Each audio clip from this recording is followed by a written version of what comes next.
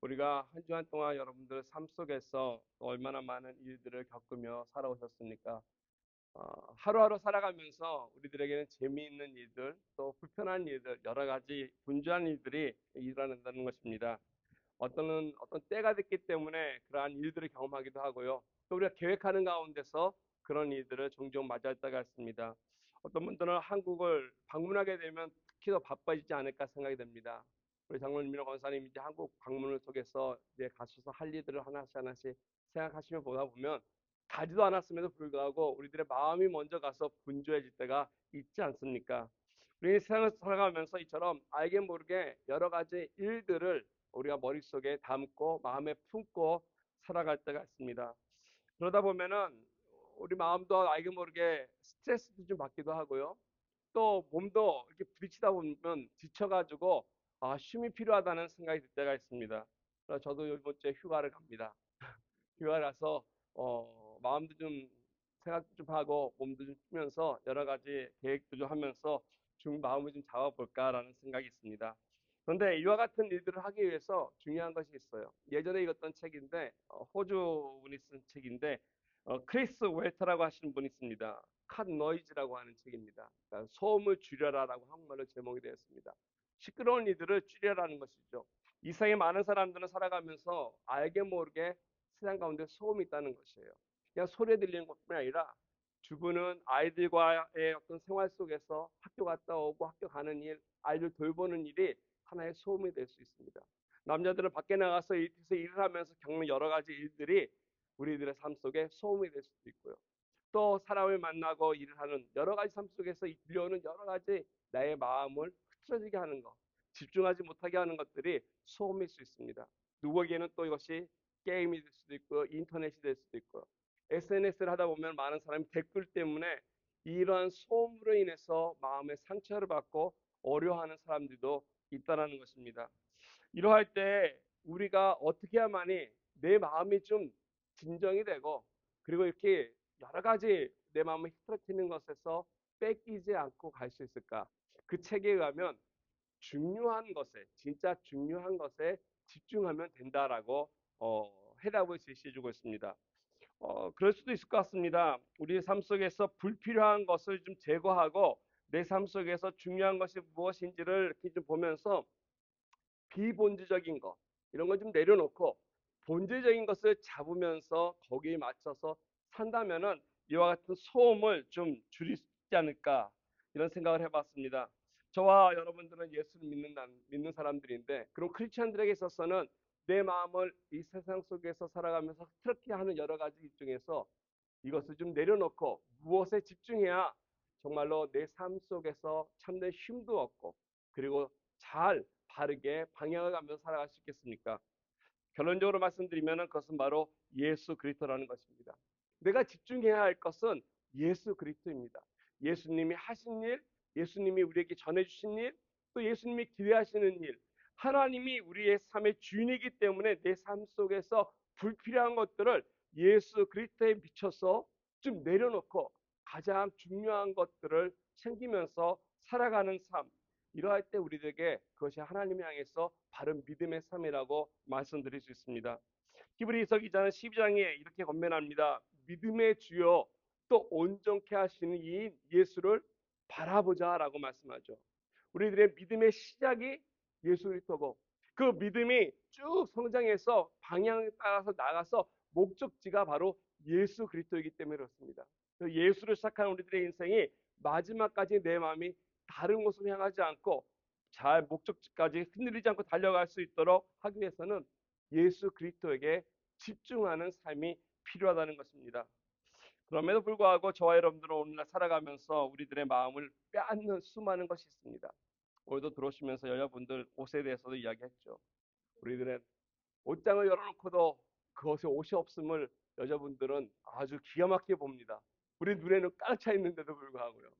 우리들의 마음을 빼앗는 것이 많죠. 예, 우리들의 마음을 빼앗는 것이 이 세상에 참 많다는 것입니다. 그런데 이와 같이 우리들의 마음을 빼앗는 것에서 어떻게 세상에 빼앗기지 않냐고 또는 사람들이 나에 대해서 하는 이야기 또 세상 사람들이 나에 대해서 준 어떠한 평가들에 의존하지 않고 시달리지 아니하고 내 마음의 중심을 지키며 살아갈 수 있을까? 이런 것을 우리는 생각해 봐야 할 것입니다.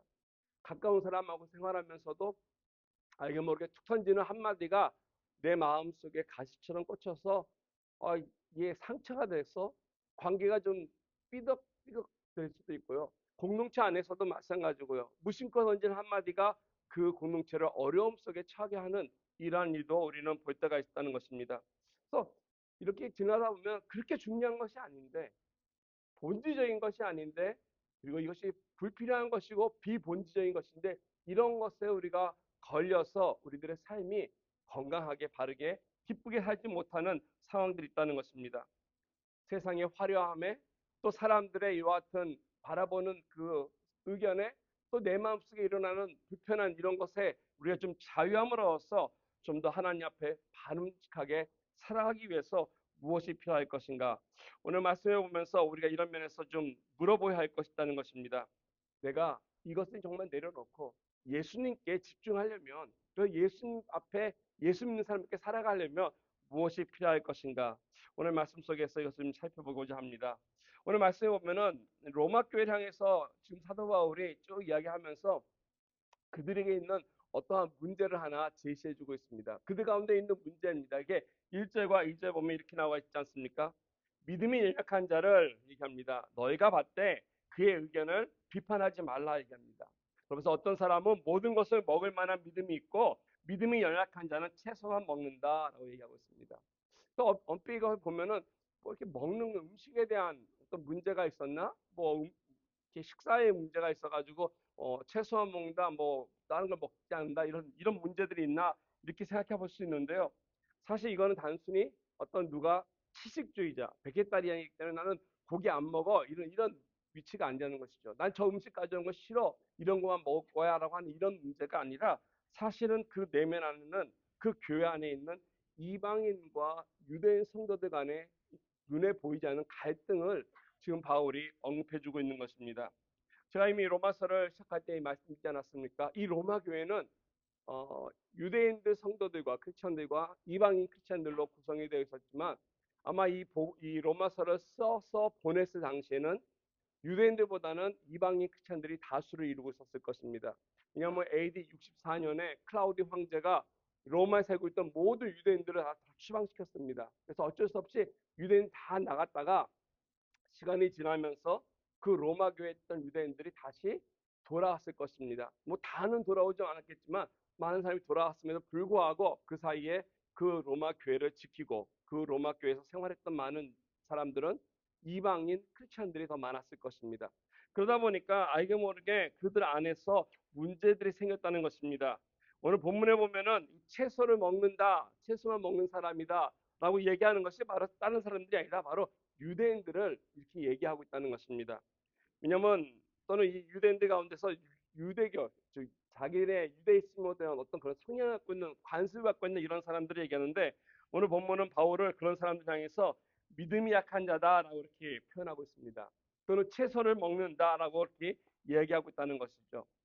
왜 그러면 그 사람들이 이렇게 채소를 먹는 것으로 특징이 돼서 교회 안에서 이런 뭐 특별한 모습들을 보였겠습니까? 그것은 다른 것이 아니라 분명히 그들의 율법에 의해서 그랬던 것 같습니다. 레위기 11장에 보게 되면은 유대인들이 먹지 말아야 할 음식들이 나와 있습니다. 먹을 수 있는 정결한 음식들이 있지만 부정한 음식들이 있다는 거죠. 그래서 제가 좀 살펴봤더니 다행히 저와 여러분들이 유대인이 아닌 게 얼마나 감사한지 몰라요.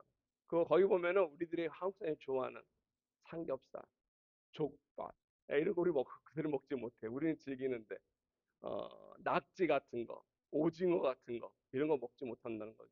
그래서 그들이 먹지 못하는 음식들이 있기 때문에 알게 모르게 그들에게는 금지했다는 것이죠. 뿐만 아니라 이것이 그래서 그들이 고기를 먹지 않으려고 하는 것이 아니라 이러다 보니까 어쩔 수 없이 채소 위주로 먹기 시작했다는 것이죠. 그 음식이 나쁜 것이 아님에도 불구하고 뭔가 마음에 아직 편하지 않았기 때문에 채식만을 이렇게 고르다 먹다 보니까 교회 안에서 알게 모르게 이러한 편견 때문에 비판을 받게 됐다는 것입니다. 뿐만 아니라 오늘 5절 말씀에 보면은 이 사람들 가운데 이렇게 음식만 가린 것이 아니라 그런 사람도 있다는 거죠. 어떤 날을, 어떤 절기를 좀 더 이렇게 선호하는 이런 사람들도 있었다는 것이죠. 그래서 어떤 날을 좀 중요시 여기고 이 날은 뭘 좀 하자라고 하는 이런 사람들이 있다 보니까 알게 모르게 그 로마 교회 안에 있는 이방인 그리스도인들로 하여금 이런 것에 대해서 지적을 당하고 또 비난을 당하는 이러한 일이 있다는 것이요.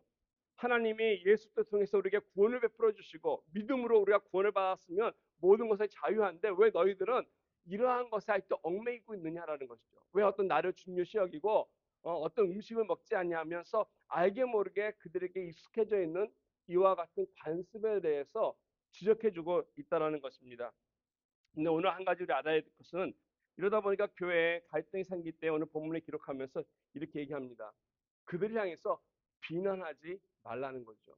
분란을 일으키지 말라는 것입니다. 그들을 외면하지 말라는 것입니다. 업신여기지 말고 함부로 판단하지 말라라고 얘기하면서 오히려 그러한 사람들이 믿음이 약한 사람들이니까 다 받아주라.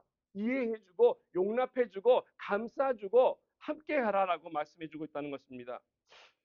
여기서 지금 바울이 얘기하고 있는 이와 같이 유대적인 성향을 가진 이런 사람들 향해서 받아주라라고 하는 이유가 있는 것은 이것입니다. 왜냐하면 그들이 갖고 있는 문제가 본질적인 것이 아니기 때문에 그렇습니다. 뭐 이걸 먹던 저걸 먹던 상관치 않다는 거죠. 꼭 이것만을 요구하는 것이 본질에서 어긋나는 문제가 아니기 때문에. 그래서 본질에서 벗어나는 비본적인 문제이기 때문에 이것에 대해서 그들을 비난하거나 정죄하거나 없이 여기지 말라는 것이죠. 참고로 오늘 말씀드린다면 여기서 지금 말하고 있는 이 채소만 먹는 이 유대인들은 율법주의자들은 아니었습니다. 즉 유대주의자들이 아니었다는 거죠. 유대주의자들과 이 유대인들과 약간 우리가 좀 구분을 할 필요가 있습니다.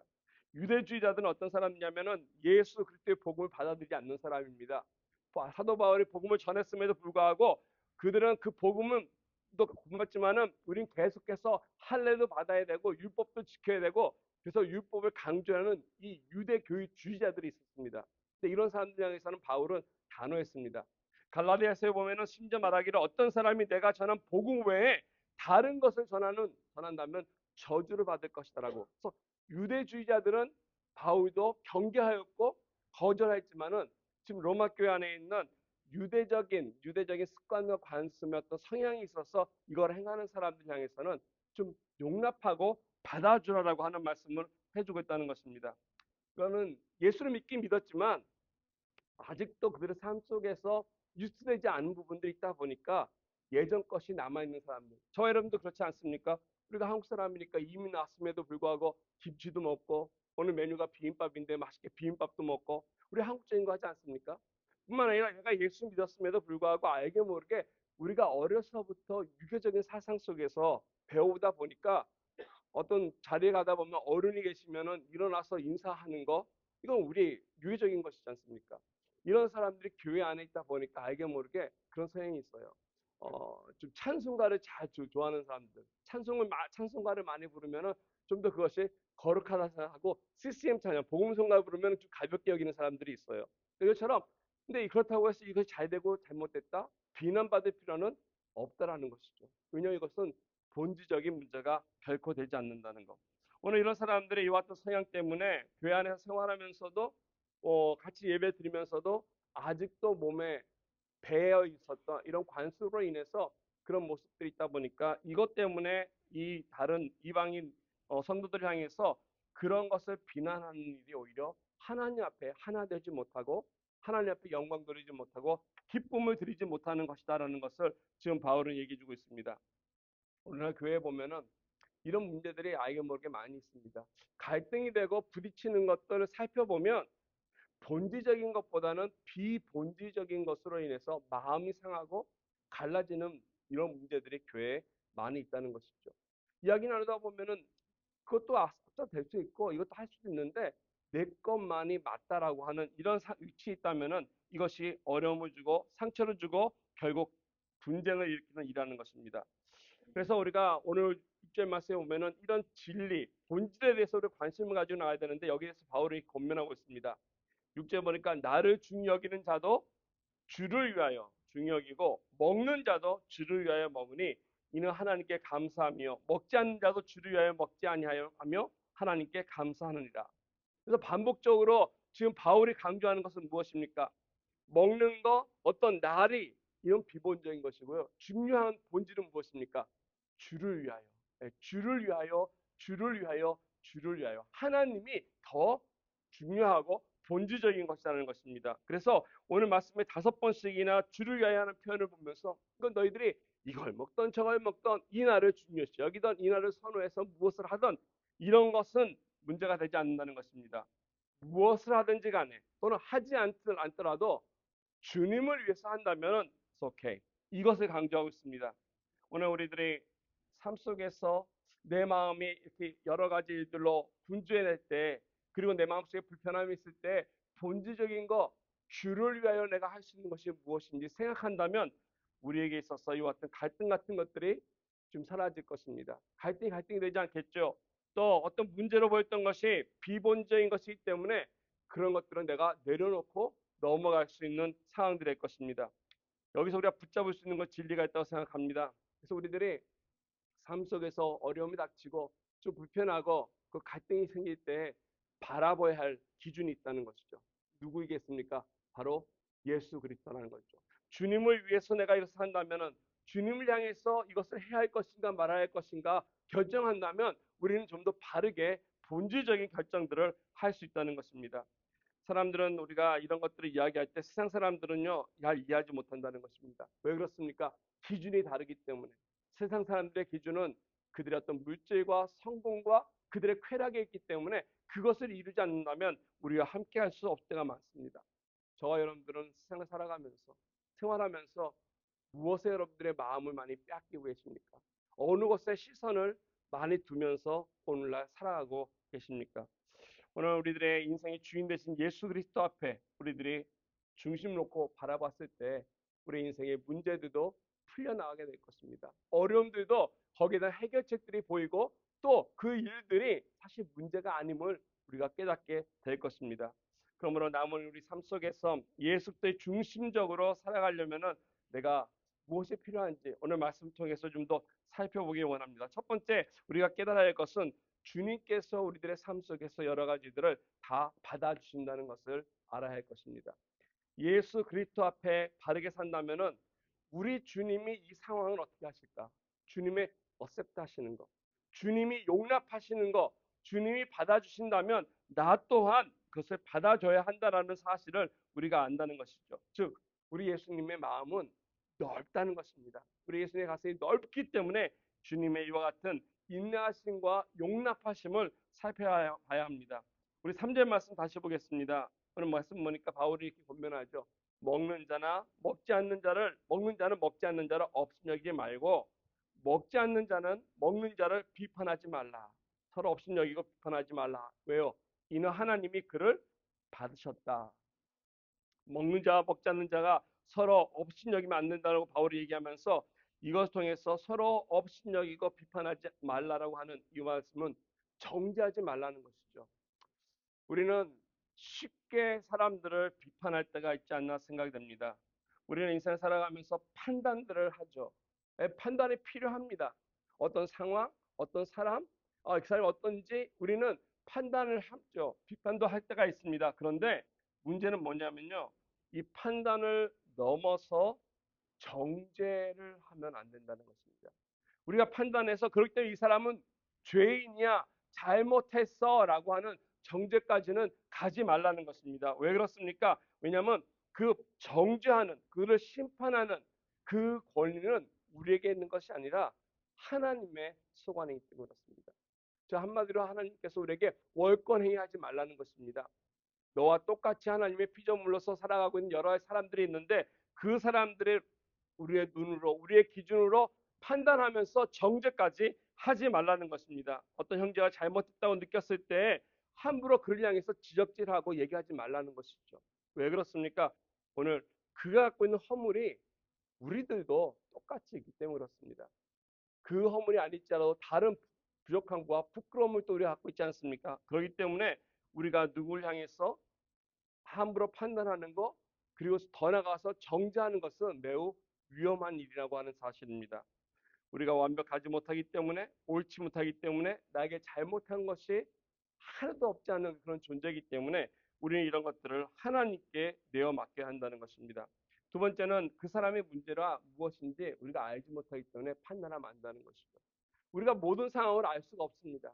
한 면만 보고 우리가 그 사람을 판단하고 정죄한다는 것이 굉장히 위험하기 때문에 다 알지 못하기 때문에 외적인 행동만 보고서 우리가 판단하면은 그 사람의 사연과 그 마음속에 무엇이 있는지 알지 못하기 때문에 우리들의 판단이 잘못될 가능성이 많다는 것입니다.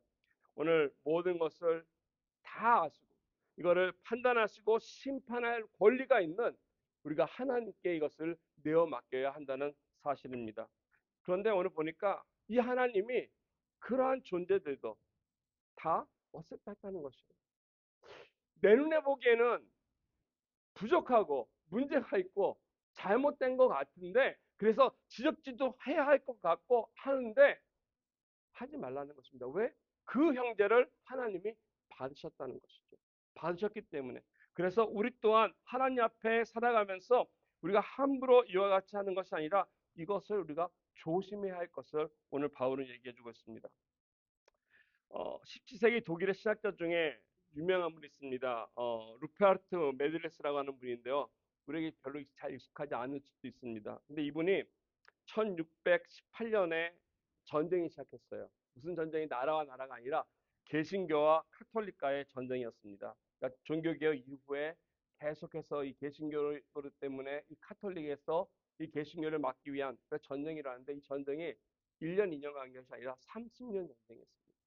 독일을 중심으로 해서 전 유럽에 이와 같은 전쟁이 되면서 수많은 사람들이 억울하게 정말 무고히 이단으로 몰려서 잘못된 걸로 인해서 죽어왔다는 것이죠. 이 30년의 전쟁을 보면서 그가 이렇게 얘기합니다. 그 마음속에 얼마나 아팠는지 가만히 보니까 이거는 어떤 본질을 위한 이런 진리를 위한 싸움이 아니라 서로 자기가 얼마나 많은 권리와 땅과 자기 이기적인 것을 위해서 이 두 종교가 이 두 교단이 서로 싸우고 있었다는 것입니다. 그래서 그 훗날에 그 유명한 글을 하나 남겼습니다. 그가 남긴 글이 바로 이것이 아마 여러분 잘 아실 거예요. 그 뭐라고 얘기했냐면은 어, 본질적인 것에는 일치를, 비본질적인 것에는 자유를, 그리고 모든 일에는 사랑을. 본질적인 것에는 일치를 하고 비본질적인 것에서는 좀 자유롭게 서로를 용납을 하고 그리고 모든 일을 사랑으로 우리가 행해야 할 것이다라고 하는 이 귀한 말. 많은 분들은 이것을 어거스틴이 얘기했다고 하는데 어거스틴이 아니라 메델리우스가 한 것입니다. 그래서 우리가 지금 비본질적인 것 가지고서 우리가 많이 싸울 때가 있고 다툴 때가 있고 이걸로 인해서 분쟁이 나고 있는데 여기에 대해서는 자유함을 갖고 서로가 서로에게 좀 더 어셉트 할수 있는 서로를 이해하고 받아들일 수 있는 나와 다름을 이해하고 용납할 수 있는 이와 같은 마음의 자세를 가져야 한다는 것입니다. 그러할 때 우리가 함께 더불어 다른 아름다운 일들을 사랑으로 행해 나갈 수 있다는 것입니다. 여러분들은 어떻습니까? 여러분들의 삶 속에 갈등이 있는 것, 불편한 것들이 본질로 인해서입니까? 아니면 비본질적인 것입니까? 우리 마음속에 하나님 앞에 같이 어울려서 살아가는 가정이나 우리 믿음의 공동체나 내가 사회 속에서 나를 힘들게 하는 것들이 비본질적인 것이라면 우리가 좀 더 그런 것들을 어셉트 할 수 있는 하는 주님의 마음처럼 우리의 너그러운 마음을 주님께 달라고 기도하며 나가야 할 것입니다. 주님이 나를 위해서 무엇을 했는지를 우리가 생각한다면 이와 같은 나의 마음이 조금 더 열리지 않겠습니까? 주님이 나와 같은 존재도 사랑해 주셨어. 정말 나 같은 존재까지도 위해서 십자가 달려 돌아가 죽어주셨는데 나를 받아주셨는데 내가 왜 저 형제를 저 자매를 저 사람을 내가 용납하지 못할까? 저 사람 또한 주님께서 용납하는 그러한 사람들인데 라고 하면서 우리가 좀 더 예수 그리스도 중심으로 주님께서 하신 것을 보면서 나간다면 우리들의 마음 또한 이런 비판을 멈추면서 오히려 사랑으로 이해로 용납함으로 나아갈 수 있을 것입니다. 이처럼 내가 예수도 중심으로 복음적인 삶, 정말 참된 크리스천의 삶으로 살아가기 위해서 1차적으로 주님이 받아주시는 대로 이것을 한다면 두 번째는 주님의 세우심에 대해서 우리가 알아야 할 것입니다. 예수님은 우리들을 빌드업해 주시는 분입니다. 우리들을 이렇게 세워주셔요. 격려해 주시고 우리를 뒤에서 밀어주시고 그리고 우리가 하나님 앞에 바로 갈 수 있도록 우리에게 인도해 주시는 분입니다. 특별히 넘어지고 힘들어서 지쳐 있을 때 우리를 일으켜 세우시는 분이 바로 예수 그리스도라는 것입니다. 오늘 보면 4절 말씀 봅니다. 보니까 이렇게 나와 있습니다. 남의 하인을 비판하는 너는 누구냐? 그가 서 있는 것이나 넘어지는 것이 자기 주인에게 있음에 그가 세움을 받으리니 이는 그를 세우시는 권능이 주께 있습니다. 여기 보니까 남의 하인을 비판하는 너는 누구냐라면서 아주 신랄한 또 질문으로 바울은 시작합니다. 고대 사회에서 이 종이나 노예를 잘못을 지적하고 그를 처벌할 수 있는 건 사실 소유권이 있는 주인이죠. 제3자가 와서 뭐라고 종이라고 또 노예 신분이라고 그 사람한테 함부로 대할 수 없다라는 것입니다. 근데 오늘 이 말씀은 이것입니다. 사실 여기 보니까 이 한이라고 하는 것은 다른 것이 아니라 그 교회 안에 하나님의 일을 맡겨진 교회 직분자나 지도자를 의미하고 있습니다. 하나님께서 세우신 이 하인, 하나님 세우신 종, 직분자들입니다. 또는 지도자, 목회자를 얘기합니다.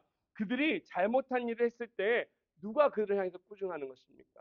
장로가 잘못했어, 권사가 잘못했어, 아니 목사가 잘못했어. 그의 잘못을 지적질하는 것이 우리가 할 것이 아니라 그거는 주인인 하나님이 해야 한다는 사실입니다. 그를 세우신 하나님께서 그 사람을 다루도록 우리는 기다려야 한다는 것입니다.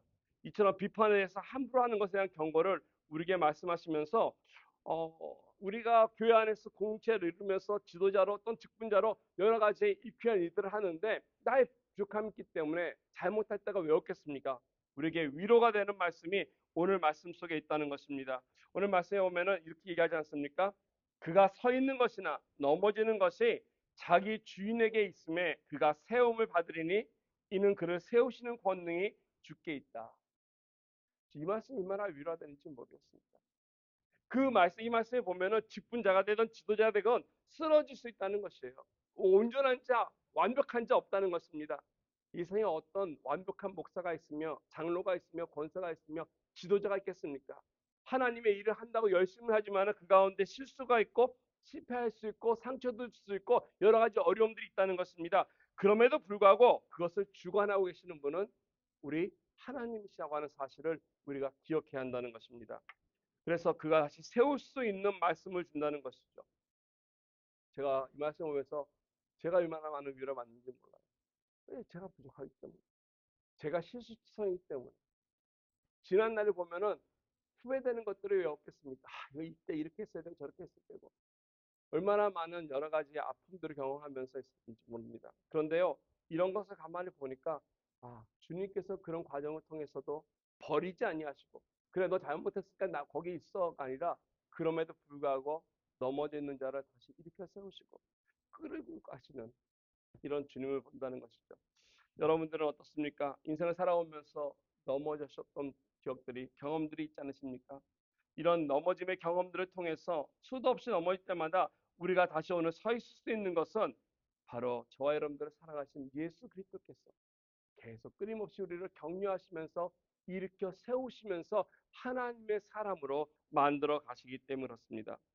실제로 이 같은 넘어진 경험을 갖고 있는 저와 여러분들이기 때문에 예수님이 세우셨기 때문에 이것이 우리에게 힘이 되고 이걸 통해서 하나님 앞에 우리가 좌절치 않고 그리고 하나님의 일을 담대하게 해나갈 수 있지 않나 생각이 됩니다.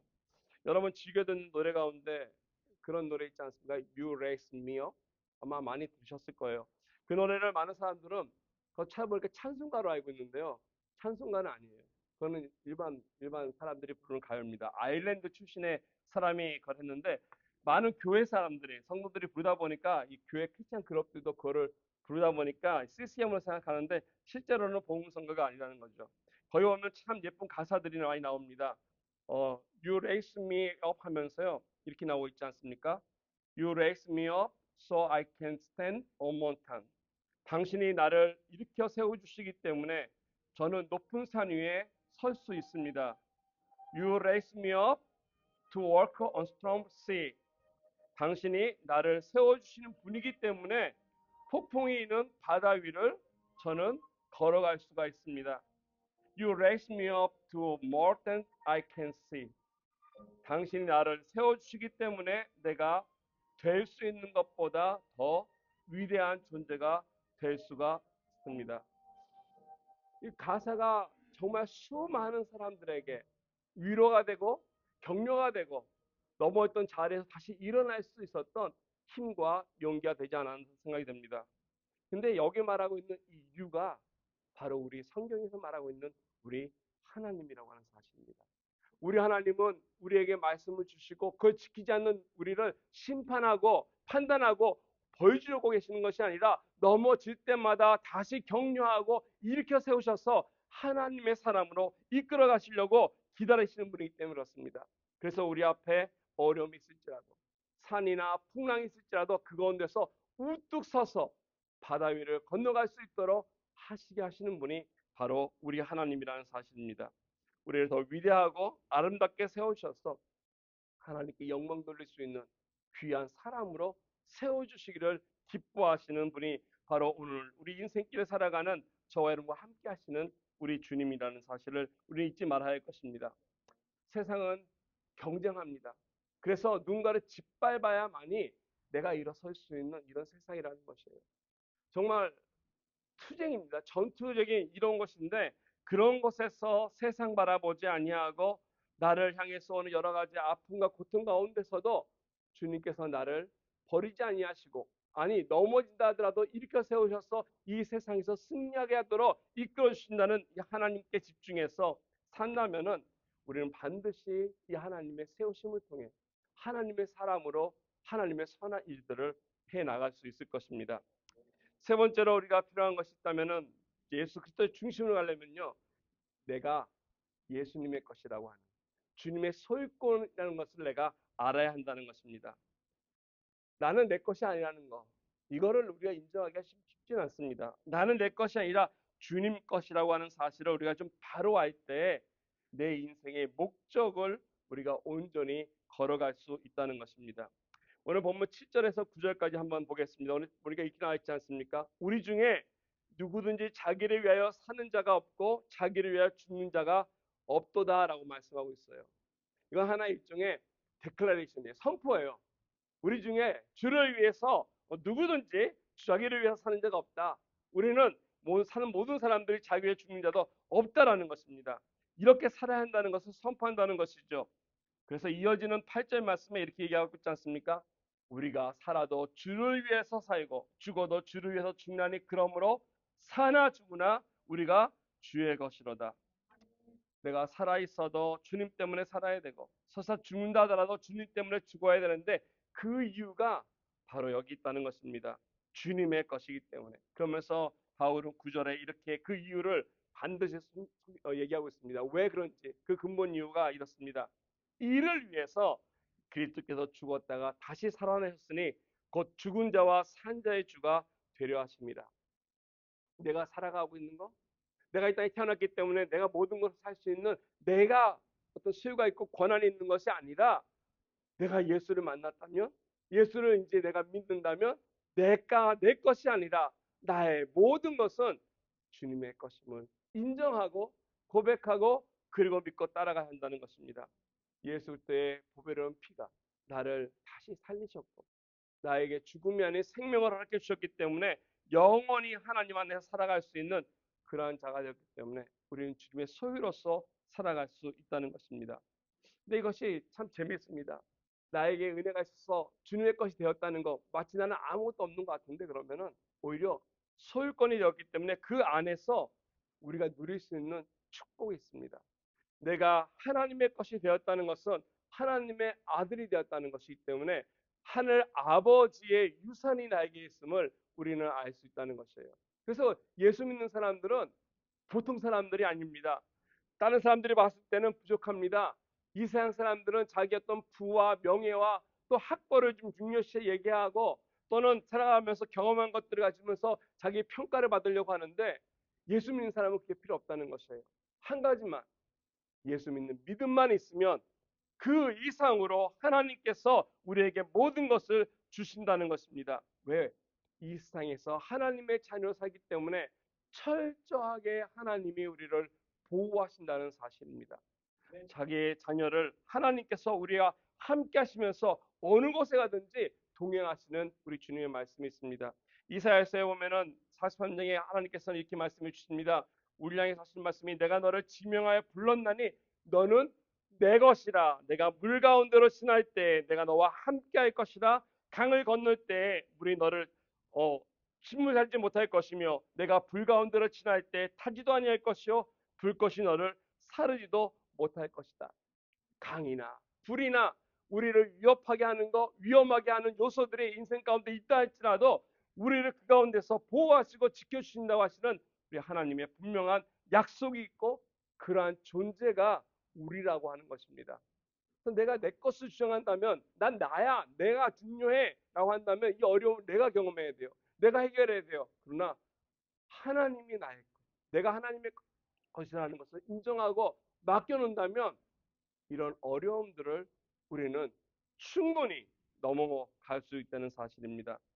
우리가 이처같이 이런 세상에 대한 염려가 아니라 두려움이 아니라 하나님께 속한 자로서 나아갈 수 있다는 것, 더 나아가서 하나님께서 우리에게 주시는 특별한 은혜가 있다는 것, 즉 하늘의 신령한 것들을 우리에게 복으로 주셔서 천국에 대한 소망 가운데 이 인생을 살아갈 수 있는 이 모든 소유가 바로 하나님이 나를 보호하시는 우리 좋으신 하나님이기 때문에 그렇습니다. 이 땅에서 내가 하나님께 소유했다는 것들, 이처럼 이 보호하심도 있고 하나님의 귀한 유산도 있지만요. 또 이 땅을 살아가면서 나에게 맡겨진 사명 또한 있다는 사실을 우리는 기억해야 할 것입니다. 사나 죽으나 마땅히 해야 할 일이 있습니다.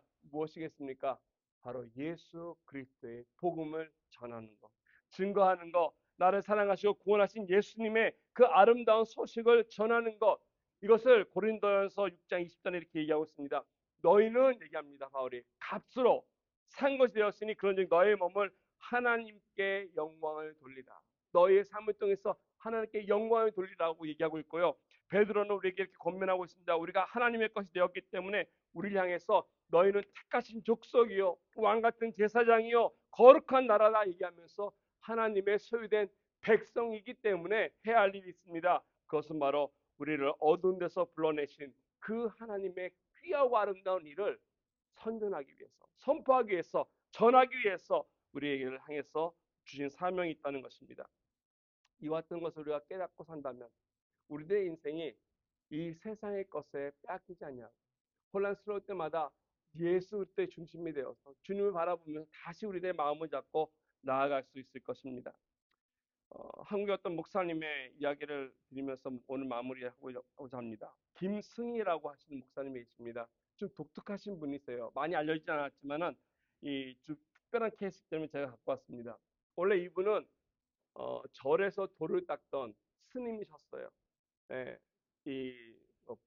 출가했다고 그러죠. 예, 출가하셔가지고 스님이 되셨어요. 그래서 집안 대대로 불교 집안이고 본인도 당연히 가르침에 심취해서 자기를 드려야 되겠다 생각해가지고 스님이 되신 분입니다. 그가 어, 대학교에서도 수학을 가르치면서 했던 분인데 불교에 자기 전생에 들이면서 어디까지 했냐면은 국제 불교 문제 연구소의 홍보 국장까지도 역임하면서 그 불교계에 아주 귀한 직분까지 맡으면서 열심을 했던 이런 사람이었어요.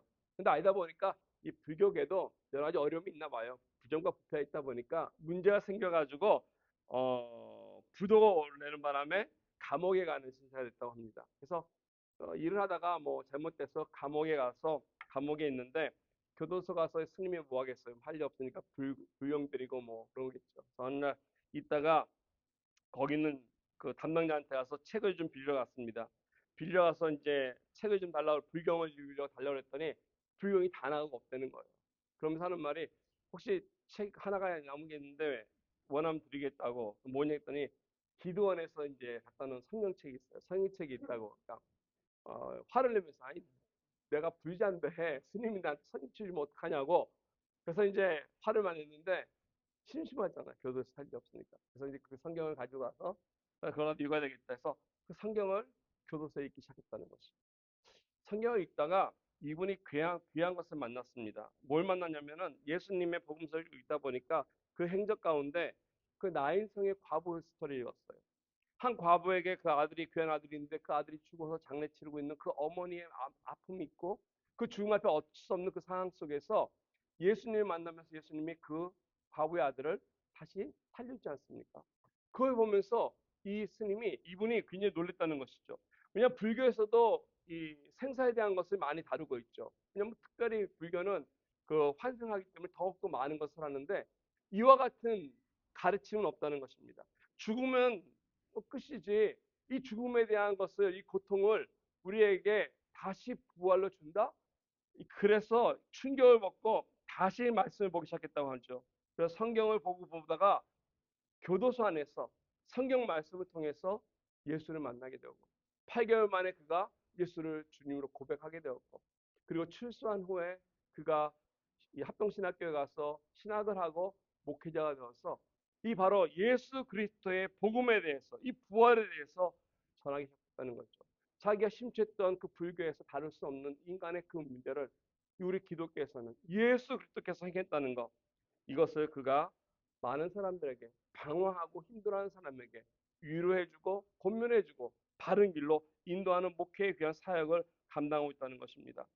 우리들의 삶 속에서 우리가 내 것을 내가 주장하면 힘든 거 많다는 거죠. 내가 하려고 하기 때문에.